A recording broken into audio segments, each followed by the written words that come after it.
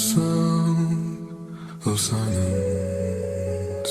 In restless dreams I walked alone, narrow streets of cobblestone. 'Neath the halo of a street lamp, I turned my collar to the cold and damp.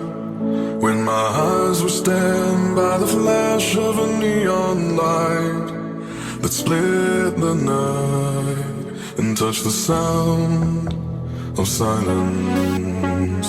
And in the naked light